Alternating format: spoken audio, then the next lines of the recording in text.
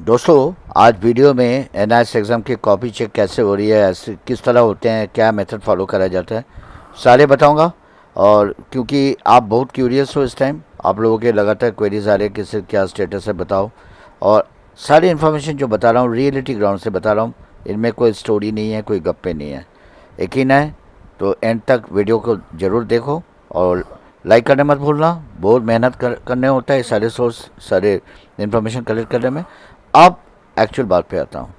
ऐसे बच्चे देखो इस तरह के एग्ज़ाम हॉल के अंदर के जहाँ इवोल्यूशन सेंटर है, नोडल सेंटर भी बोला जाता है, इस तरह देखो टीचर एक साथ बैठ के काम कर रहे हैं।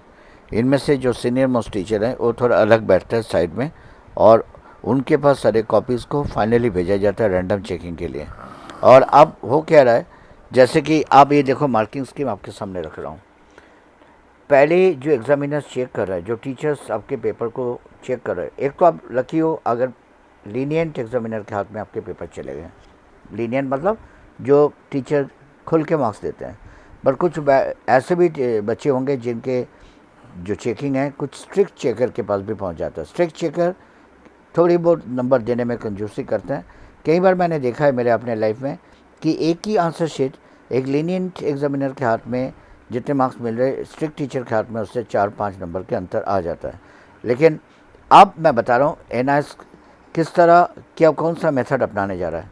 जैसे मानो एग्ज़ाम्स इवैल्यूएशन सेंटर पे आंसर शीट जहाँ चेक हो रहा है, वहाँ अगर आपकी कॉपी एक बार में क्लियर हो जाता है, मतलब आप पासिंग मार्क्स तक चले जाते हो, तब तो आप समझ लो आप बहुत लकी हो कि आप एक बार में पास कर गए हो, मतलब आप डिज़र्विंग हो और आप पास हो गए हो। उसमें तो किसी की कोई आपके ऊपर कोई मॉडरेशन या किसी तरह के अलग करके एक तरह से मानो सिंपैथी दिखाना, एग्जामिनर दो दो बार रीचेक करना, हेड एग्जामिनर रैंडम चेक करना, वो सब चीज़ें आप पे लागू ही नहीं होना है।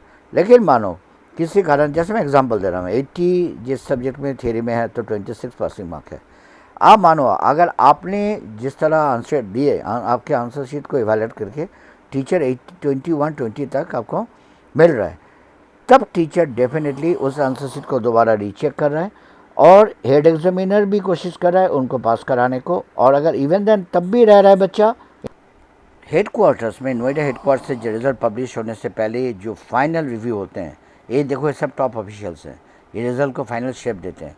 उस टाइम ये देखे जाएंगे कि आप 5 सब्जेक्ट में कितने सब्जेक्ट में क्वालिफाई कर रहे हो। अगर आप 4 सब्जेक्ट अपने बेस पर क्वालिफाई कर रहे हो और एक सब्जेक्ट में रह रहे हो, 5-6 नंबर से भी पीछे रह रहे हो पासिंग मार्क्स से, तो करा दिया जा रहा है ग्रेस मार्क्स देके, मॉडरेट करके अपने रिजल्ट को आपको पास कर दिए जाएंगे। ये मेरे तरफ से गारंटी।